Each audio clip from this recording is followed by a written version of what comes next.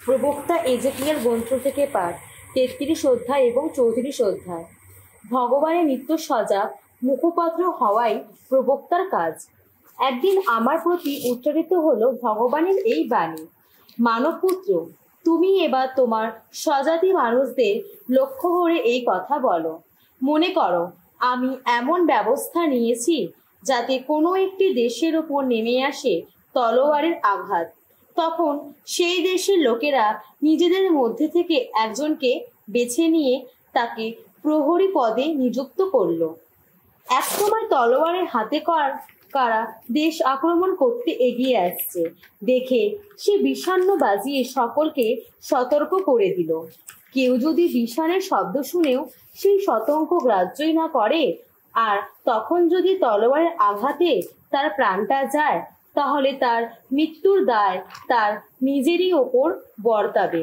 সে তো বিষানের শব্দ শুনেও সেই সংকেত গ্রাহ্যই করেনি, তাই সে নিজের মৃত্যুর জন্য নিজেই দায়ী হবে।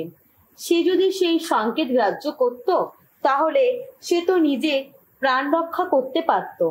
কিন্তু মনে করো, তলোয়ারের হাতে কারা এগিয়ে আসছে, দেখো প্রহরী বিষণ্ণ বাজালো না, ফলে লোকেদের সতর্ক করে দেওয়াই হলো না। এক্ষেত্রে তলোয়ারের আঘাতে তাদের কারো প্রাণটা যদি যায়, তাহলে তার প্রাণটা যে গেল, তা তো তার নিজের যত অপরাধেরই ফল। তবে তার মৃত্যুর জন্য জবাবদিহি আমি কিন্তু প্রহরের কাছেই চাইব। মানবপুত্র, আমি তোমাকে ইসরায়েল বংশের প্রহরী পদে নিযুক্ত করেছি। আমার মুখ থেকে যখনই তুমি কোনো বাণী শুনতে পাবে, তখনই আমার হয়ে তাদের সতর্ক করে দেবে। আমি যদি কখনো কোনো দুর্জনকে বলি, ওহে দুর্জন, তোমাকে মরতেই হবে, আর তখন সেই দুর্জনের অমন আচরণ ছাড়ানোর জন্য তুমি যদি তাকে সতর্ক করে দিতে কিছুই না বলো, তাহলে তার ওই সব অপরাধের জন্যে তাকে তো মরতেই হবে। তবে তার মৃত্যুর জন্য জবাবদিহি আমি কিন্তু তোমার কাছেই চাইব।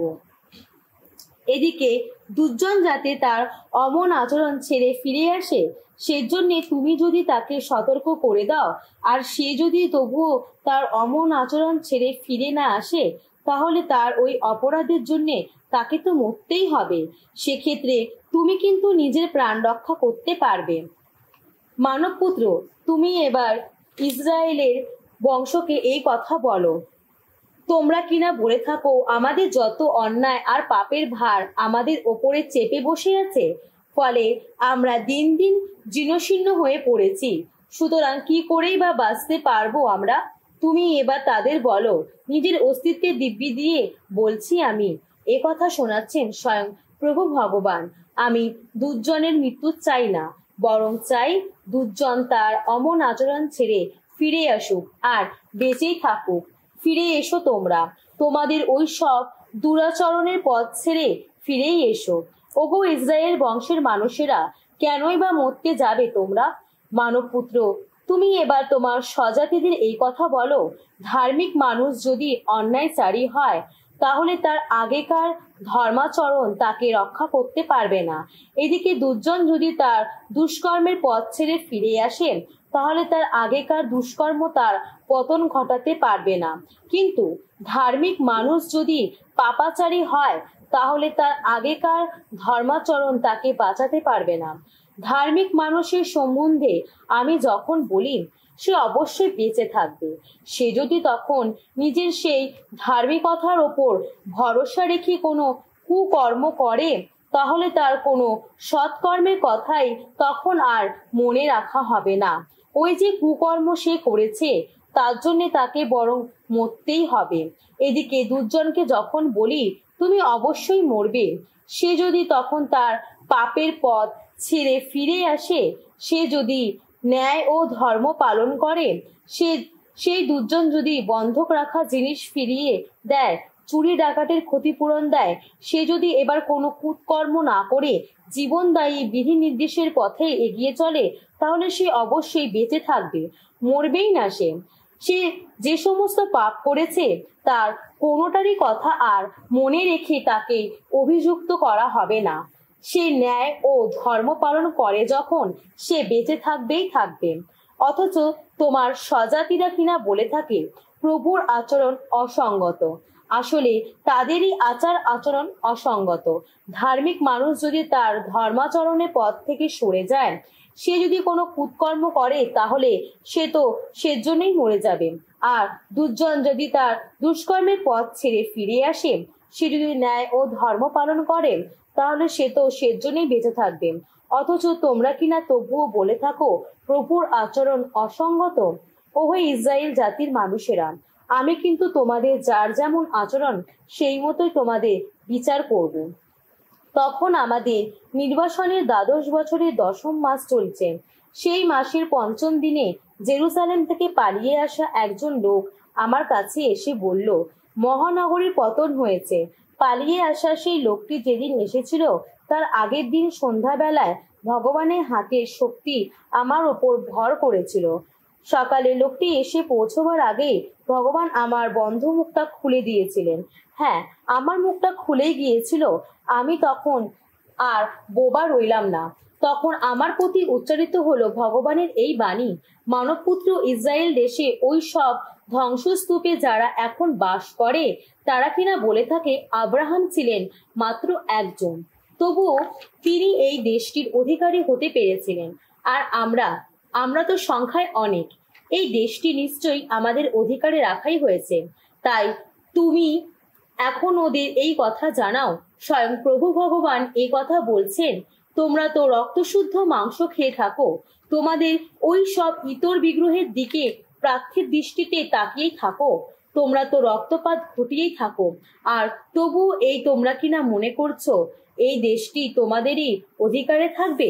তোমরা তো ভরসা রাখো তোমাদের তলোয়ারের ওপর। তোমরা তো জঘন্য যত ক্রিয়াকাণ্ড চালিয়ে থাকো। তোমরা তো প্রত্যেকে পরস্ত্রীর সতীত্ব নষ্ট করে থাকো। আর তবুও এই তোমরা কিনা মনে করছো এই দেশটি তোমাদেরই অধিকারে থাকবে। তুমি বরং তাদের এই কথা জানাও। স্বয়ং প্রভু ভগবান এই কথা বলছেন, নিজের অস্তিত্বের দিব্যি দিয়ে বলছি আমি।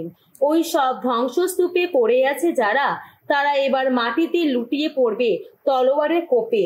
বাইরের মাঠে ঘাটে রয়েছে যারা, আমি তাদের করে তুলব বন্য পশুর মুখের গ্রাস। ওই যত দুর্গ ও গুহার মধ্যে রয়েছে যারা, তারা মহামারীতেই মারা পড়বে। এই দেশটাকে আমি করে তুলব জনশূন্য বিনিষ্ট একটা দেশ। তার গর্ভভরা এত শক্তি নিঃশ্বসিত হবে, ইসরায়েলের পাহাড় পর্বত মরুর মতোই রিক্ত হয়ে উঠবে। সেখান দিয়ে কেউ আর যাবে না কোথাও। এই দেশে তারা যেসব জঘন্য ক্রিয়াকাণ্ড চালিয়েছে, তার জন্যে আমি যখন দেশটাকে করে তুলব জনশূন্য বিনষ্ট একটা দেশ, তার তখনই তো বুঝতে পারবে আমি স্বয়ং ভগবান।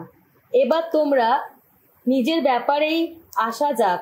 মানবপুত্র, তোমার ওই যে স্বজাতি মানুষেরা, যত দেয়াল ঘেঁষে, যত বাড়ির দরজায় দাঁড়িয়ে যারা তোমার সম্বন্ধে নানা কথা বলে, যারা নিজেদের মধ্যে বলা বলি করে, যারা একে অন্যকে বলে, এসো না একবার না হয় শোনাই যাক ভগবানের কাছ থেকে কি বাণী এলো না এলো।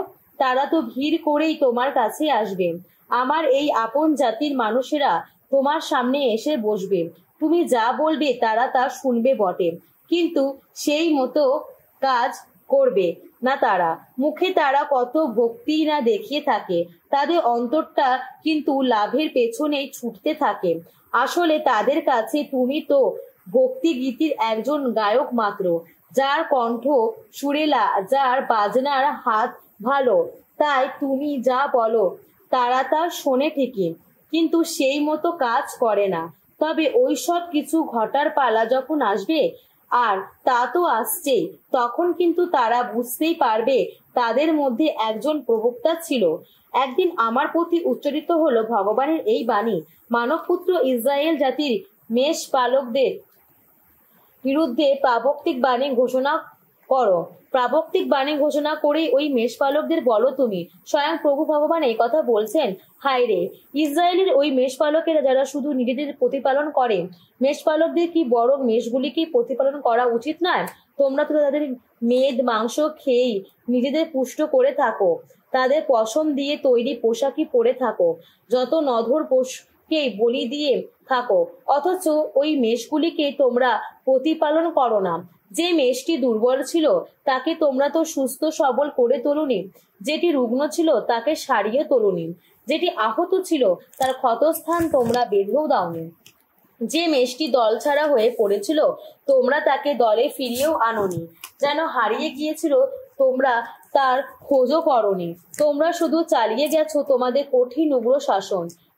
এখন তারা তো যোগ্য মেষপালকের অভাবে এখানে ওখানে ছড়িয়ে পড়েছে, হয়ে উঠেছে যত বন্য পশুর মুখের গ্রাস। হ্যাঁ, এখানে ওখানে ছড়িয়ে পড়েছে তারা। আমার মেষগুলি এখন ঘুরে মরছে যত পর্বতে, যত উঁচু উঁচু পাহাড়ের এপারে। আমার মেষগুলি যারা পৃথিবী জুড়েই ছড়িয়ে পড়েছে, কেউ তাদের কোনো খবর রাখছে না, কেউ তাদের কোনো খোঁজও করছে না এখন। তাই ওহে মেষপালকেরা, স্বয়ং ভগবান এই যা বলছেন শোনো তোমরা। নিজের অস্তিত্বের দিব্যি দিয়ে বলছি আমি, এই কথা শোনাচ্ছেন স্বয়ং প্রভু ভগবান। আমার মেষগুলিকে লুট করে নিয়ে যাওয়া হয়েছে যখন, যোগ্য মেষপালকের অভাবে তারা যত বন্য পশুর মুখের গ্রাস হয়েছে যখন, সত্যি তো আমার মেষপালকেরা আমার মেষগুলির কোনো খবরই রাখেনি। আমার মেষগুলিকে প্রতিপালন না করে তারা তো নিজেদেরই প্রতিপালন করেছেন। তাই ওহে মেষপালকেরা, এখন ভগবানের বাণী শোনো তোমরা। স্বয়ং প্রভু ভগবান এই কথা বলছেন। আমি কিন্তু এখন এই মেষপালকদের বিরোধিতাই করব, ওদের কাছ থেকে আমার মেষগুলিকে ফেরত চাইবো আমি। ওই মেষ প্রতিপালনের কাজে ওদের আর করতে দেব না, তাহলে ওই মেষপালকেরাও আর নিজেদের প্রতিপালন করতে পারবে না। আমার মেষগুলি যাতে ওদের মুখের গ্রাস আর হতে না পারে, তার জন্য ওদের কবল থেকে আমি তাদের উদ্ধার করে আনবো। স্বয়ং প্রভু ভগবান তো এই কথা বলছেন। দেখো, এখন থেকে আমার মেষগুলির খোঁজ খবর আমি নিজেই রাখবো, নিজেই চোখে চোখে রাখবো তাদের। পালের মেষগুলি যখন এখানে ওখানে ছড়িয়ে থাকে, তখন তাদের সঙ্গে থাকা মেষপালক যেভাবে তাদের চোখে চোখে রাখে, তেমনি আমিও নিজের মেষগুলিকে চোখে চোখে রাখবো। সেই ঘন কুয়াশা ও অন্ধকারের দিনে যে সব জায়গায় তাদের ছড়িয়ে দেওয়া হয়েছে, সেখান থেকে আমি তাদের উদ্ধার করে আনবো। তাদের আমি অন্যান্য জাতির মধ্যে থেকে বের করে নিয়ে আসবো, জড়ো করে আনবো অন্যান্য দেশ থেকে, তাদের আপন দেশের মাটিতেই আবার ফিরিয়ে আনবো আমি। তাদের প্রতিপালন করব ইসরায়েলে পাহাড়ে পর্বতে, যত নিম্ন ভূমিতে, দেশের যত বাসযোগ্য স্থানে, ভালো ভালো চারণভূমিতে রেখে তাদের প্রতিপালন করব আমি। ইসরায়েলে যত উঁচু উঁচু পর্বতে থাকবে তাদের তীরভূমি, আর সেই সব ভালো ভালো তৃণভূমি হবে তাদের শয়নের স্থান। ইসরায়েলে পাহাড়ে পর্বতে তারা চড়ে বেড়াবে ঘন ঘাসের চারণভূমিতে। আমি নিজেই আমার মেষগুলিকে প্রতিপালন করব, নিজেই তাদের দেব শয়নের স্থান। এই কথা শোনাচ্ছেন স্বয়ং প্রভু ভগবান। যে মেষটি হারিয়ে গেছে তাকে খুঁজতে যাব আমি, যেটি দলছাড়া হয়ে পড়েছে তাকে দলে ফিরিয়েই আনবো, যেটি আহত হয়েছে তার ক্ষতস্থান আমি বেঁধে দেব, যেটি রুগ্ন তাকে সুস্থ সবল করে তুলব। আর যে মেষটি নধর, যে মেষটি সুস্থ সবল, তাকে সর্বদাই আগলে রাখবো আমি। আমার মেষগুলিকে আমি ঠিকমতোই প্রতিপালন করব। এবার তোমাদের নিজেদের ব্যাপারেই আসা যাক। ওহে আমার মেষগুলি, এ কথা বলছেন স্বয়ং প্রভু ভগবান। জেনে রাখো, একটি মেষের প্রতি আর একটি মেষ যে আচরণ করছে, আমি এখন তার বিচার করব। ভেড়াগুলিকে আর ছাগলগুলিকে আমার এই কথাই বলা আছে, তোমরা এই যে ভালো ভালো চারণভূমিতে চড়ে বেড়াতে পাচ্ছ, তোমাদের পক্ষে তা কি যথেষ্ট নয়? তাহলে কেনই বা আবার বাকি সব চারণভূমি তোমার দু পায়ে মরিয়ে দিচ্ছ? তোমরা এই যে পরিষ্কার জল খেতে পাচ্ছ, তোমাদের পক্ষে তা কি যথেষ্ট নয়? তাহলে কেনই বা আবার অন্যান্য জায়গায় জল পা দিয়ে ঘোলা করছো? ফলে আমার মেষগুলিকে এখন তোমাদের পায়ে মারিয়ে দেওয়া ঘাসেরই চড়তে হয়, তোমাদের পায়ে গুলিয়ে দেওয়া জলই খেতে হয়। সেজন্য স্বয়ংপ্রভু ভগবান এখন ওই যত ভেড়া আর ছাগকে লক্ষ্য করে এই কথা বলছেন। দেখো, রোগা মেষের প্রতি নধর মেষ যে আচরণ করেছে, আমি নিজেই এবার তার বিচার করব। তোমরা তো কোমর আর কাঁধ দিয়ে ধাক্কা মেরে মেরে, শিং দিয়ে গুটিয়ে গুটিয়ে দুর্বল যত মেষকে বাইরে বের করে দিয়ে ছড়িয়ে দিয়েছ।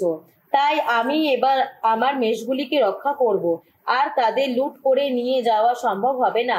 একটি মেষের প্রতি আরেকটি মেষ যে আচরণ করেছে, আমি এখন তার বিচার করব। আগের এই পালের ভার আমি তুলে দেব একজন মাত্র মেষপালকেরই হাতে, সেই তো তখন তাদের প্রতিপালন করবে। আমার সেবক দাউদেরই ওপর এই ভার পড়বে, সেই তাদের প্রতিপালন করবে, সেই হবে তাদের আপন মেষপালক।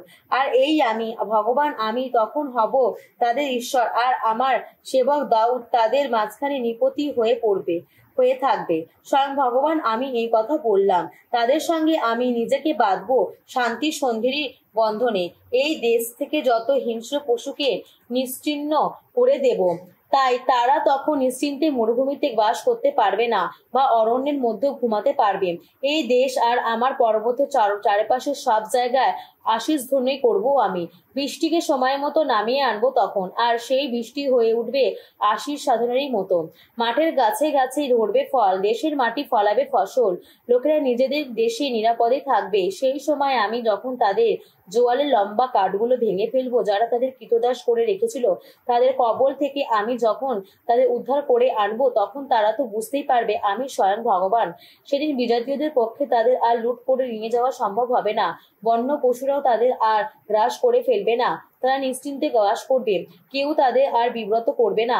তাদের শস্যের এমনই ফলন ঘটাবে যার কথা চারিদিকে ছড়িয়ে পড়বে। দেশের মানুষ আর দুর্ভিক্ষের প্রকোপে মরবে না তখন। বিজাতীয়দের লাঞ্ছনা তাদের আর সইতে হবে না। তখন তারা এই কথা বুঝতেই পারবে যে তাদের ঈশ্বর স্বয়ং ভগবান, এই আমি তাদের সঙ্গে সঙ্গেই আছি। এবং তারা ইসরায়েল বংশের মানুষ যারা, তারা আমার আপন জাতেরই মানুষ, এই কথা শোনাচ্ছেন স্বয়ং প্রভু ভগবান। তোমরা আমার আপন মেষের পাল যারা, আমার আপন চরণভূমি মেষের পাল যারা, তোমরা তো মানুষ আর আমি তোমাদের আপন ঈশ্বর, এই কথা শোনাচ্ছেন স্বয়ং প্রভু ভগবান। বেনশিরা গ্রন্থ থেকে পাঠ, 34 অধ্যায়, 1 থেকে 12 পদ। যে বোধবুদ্ধিহীন তার কত অসার অলিক আশাই না থাকে, মূর্খ যারা তাদের স্বপ্নে কত কল্পনাই না ডানা মেলে থাকে। যে মানুষ স্বপ্নের ওপর কোনো আস্থা রাখে, সে যেন তেমন লোকেরই মতো যে ছায়া ধরতে যায় হাওয়ার পেছনেই ছুটে মরে। স্বপ্নে যা দেখা যায় তা তো প্রতিবিম্ব শুধু, তা যেন একটি মুখের সামনে সেই একই মুখের ছবি থাকা। যা অসুচি তা থেকে সূচি কিছু বেরোতে পারে কি? যা অলিক তা থেকে সত্য কিছু বেরোতে পারে কি? যত ভাগ্য গণনা, যত শুভ চিহ্ন কিংবা যত স্বপ্ন, সবই তো অর্থহীন, সবই কল্পনা মাত্র।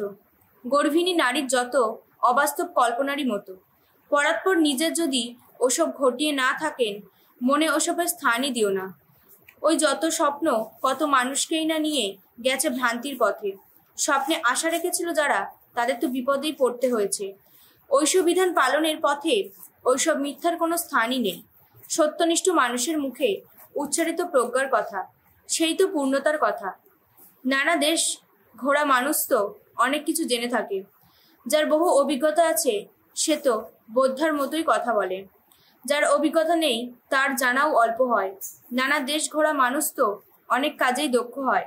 ভ্রমণ করতে করতে আমি অনেক কিছুই দেখতে পেয়েছি, যা বুঝেছি তার সব কিছু ভাষায় বলার শক্তি আমার তো নেই। কতবার পড়েছি জীবন সংকটে, কিন্তু ওইসব অভিজ্ঞতার ফলে শেষ পর্যন্ত উদ্ধার পেয়েছি। সাধু যোগন রচিত মঙ্গল সুসমাচার, 19 অধ্যায় 23 থেকে 42 পদ। যিশুকে ক্রুশে দেওয়ার পর সৈন্যরা তার জামা কাপড় নিয়ে 4 ভাগ করলো, প্রত্যেক সৈন্যের জন্য একটি একটি করে ভাগ। ভেতরের জামাটিও তারা নিয়েছিল, কিন্তু জামায় কোনো সেলাই ছিল না, ওপর থেকে সমস্ত একটানা বোনা ছিল। কাজেই তারা পরস্পরকে বলল, এটা ছিঁড়ব না, এসব ঘুটি ফেলে দেখি কার ভাগে পড়ে, তাতেই শাস্ত্রের এই বাণী সত্য হলো। আমার জামা কাপড় ওরা নিজেদের মধ্যে ভাগ করে নিল, দান চেলে দেখলো কে পাবে আমার পোশাক। সৈন্যরা তখন তো ঠিক তাই করেছিল। এদিকে যিশুর মা, তার মায়ের বোন ক্লোপাসের স্ত্রী মারিয়া ও মাগদালার মারিয়া তখন ক্রুশের কাছে দাঁড়িয়েছিলেন। মাকে এবং তার পাশে সেই যে শিষ্য, যাকে তিনি বিশেষ স্নেহের চোখে দেখতেন, তাকে দাঁড়িয়ে থাকতে দেখে যিশু মাকে বললেন, মা, ওই দেখো তোমার ছেলে। তারপর তিনি শিষ্যটিকে বললেন, ওই দেখো তোমার মা। সেই সময় থেকে শিষ্যটি তার নিজের ঘরে আশ্রয় দিয়েছিল। তারপর যিশু সমস্ত এখন সমাপ্ত হয়েছে জেনে শাস্ত্রবাণী যেন সম্পূর্ণ সত্য হয়, তার জন্য বললেন, আমার তেষ্টা পেয়েছে। সেখানে সিরকার ভরা একটি পাত্র ছিল। তারা সিরকার ভেজানো একটি স্পঞ্জ একটি হিসব ডাটার আগায় লাগিয়ে তার মুখে ধরে বলল, সিরকা খেয়ে নিয়ে যদি। যিশু বললেন, সমস্তই সমাপ্ত হলো। তারপর তিনি মাথা নত করে প্রাণত্যাগ করলেন। সেখানে ছিল প্রস্তুতি দিবস। ইহুদি ধর্ম নেতাদের ইচ্ছা ছিল না যে দেহগুলি বিশ্রামবারে ক্রুশেই থেকে যায়, কেননা সেই বিশ্রামবারটি ছিল মহোৎসবের দিন। সেই জন্য তারা পিলাতের কাছে আবেদন জানালেন, ওই 3 জনের পা ভেঙে নিয়ে ওদের সরে যেন সারিয়ে ফেলা হয়। তার সৈন্যরা এলো এবং যিশুর সঙ্গে যাদের ক্রুশে দেয়া হয়েছিল প্রথম আর দ্বিতীয় জনের পা ভেঙে দিল। কিন্তু যিশুর কাছে এসে যখন দেখল ইতিমধ্যে তার মৃত্যু হয়েছে, তখন তারা তার পা আর ভাঙল না। তবে একটি সৈন্য তার বুকে পাশটিতে বর্ষা বিধিয়ে দিল। তখনই সেখান থেকে বেরিয়ে এলো রক্ত আর জল। যে সচক্ষে তা দেখেছে তারই সাক্ষ্য হয়েছে দেয়া রইল, যাতে তোমরাও বিশ্বাস করতে পারো। তার সাক্ষ্য যথার্থ, আর সে যে সত্যি কথাই বলেছে তা সেই তিনিই জানেন। এ সমস্ত ঘটেছে এই শাস্ত্রবাণী যেন সত্য হয়। তার একটি অস্থিও ভগ্ন হবে না কখনো। এছাড়া আর একটি শাস্ত্রবাণীতেও আছে, যাকে তারা বিদ্ধ করেছে তারই দিকে চেয়ে থাকবে তারা। পরে আমিমাথিয়া নগরে যোসেফ, যিশুর শিষ্য ছিলেন তিনি, কিন্তু ইহুদি ধর্ম নেতাদের ভয়ে গোপনেই তিনি যিশুর দেহটি নিয়ে যাওয়ার জন্য পিলাতের কাছে আবেদন জানালেন। পিলাত অনুমতি দিলেন। যোসেফ এসে তখন যিশুর দেহটি নিয়ে গেলেন। তার সঙ্গে সেই নিকোদেমও এলেন, যিশুর কাছে যিনি প্রথম গিয়েছিলেন সেই রাতের বেলায়। তিনি প্রায় 33 কিলো গন্ধ নির্যাস মেশানো অগরু নিয়ে এলেন। যিশুর দেহটি নিয়ে ইহুদিদের সমাধি প্রথা অনুসারে তারা ওই গন্ধদ্রব্য মাখানো খোম কাপড়ে ফালি দিয়ে দেহটি জড়িয়ে নিলেন। যে জায়গায় যিশুকে ক্রুশে দেওয়া হয়েছিল সেখানে ছিল একটি বাগান, আর বাগানের মধ্যে একটি নতুন সমাধি গুহা, যেখানে এর আগে কাউকে কখনো রাখা হয়নি। সেদিন ইহুদিদের পর্বে প্রস্তুতি দিবস ছিল বলে এবং ওই সমাধি গুহাটি কাছে ছিল বলেই তারা যিশুকে সেখানে শায়িত করলেন।